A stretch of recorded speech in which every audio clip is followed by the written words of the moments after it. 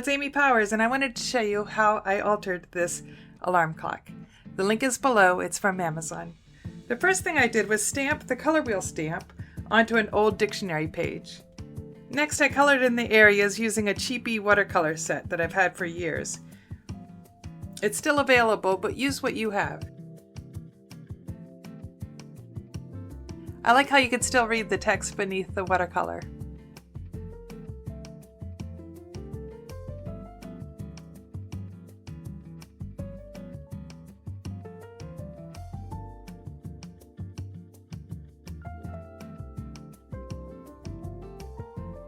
For the clock I made for Eileen to take to Creativation, I think I found a poem about a clock, which was really fun to use. This would also be really fun if you painted it over a black and white photo or on plain paper. Now let's take apart the clock. First, unscrew the bottom piece of the clock. Pull off the thumb screws for setting the time, and there are 3 screws on the back.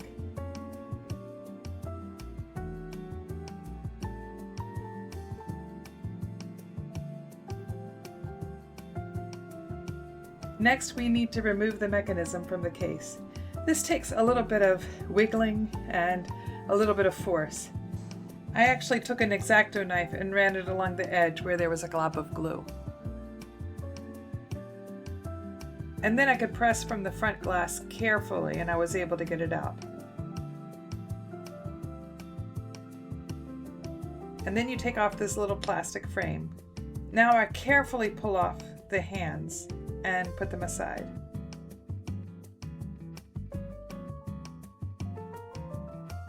This clock face is just about the size of the circle die in the set. After I cut the color wheel out using that circle, I used a tiny circle die from my stash and cut out a tiny circle from the middle. When gluing the color wheel into place, you need to decide whether the center of the wedges is going to be where the numbers are or in between the wedges. And for this one, I decided in between the wedges is where the numbers would be. So there's a gap in the space right at the top where I'll put the 12, and I just needed to make sure that I was lining that up with the 12 on the clock face. Next, I used a die set I have on hand to cut out the clock numbers, and I cut it out of gold foil, and I glued them in place between the wedges.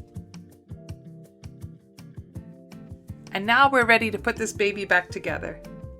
Begin by replacing the alarm hand, and then the hour hand, then the minute hand, and lastly the second hand.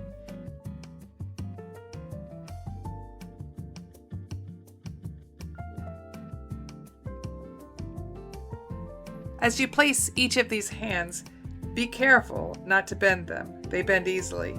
And also make sure that you press hard enough to seat them into place. They should not move freely.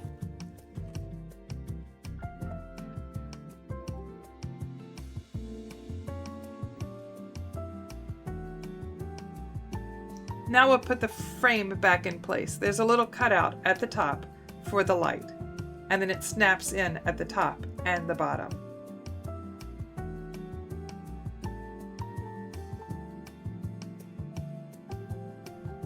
Next, we'll put the mechanism back into the case, being sure that we have the 12 exactly at the top.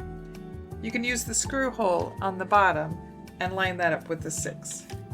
Put the white cap over the light switch and then place the back piece in place.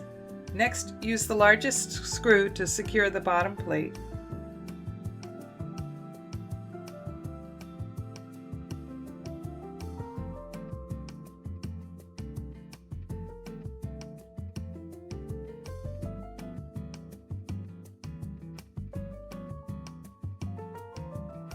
And screw the backing to the clock.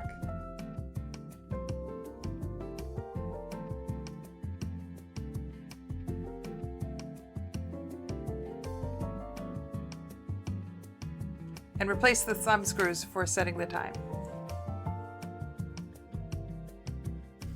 And it's as easy as that. I hope you enjoyed seeing this little project come together. Thanks for watching. I'll see you soon with another fun project. Hey, if you like this project and want to see more like it, let me know by giving me a thumbs up, subscribing, and leaving a comment. Take care.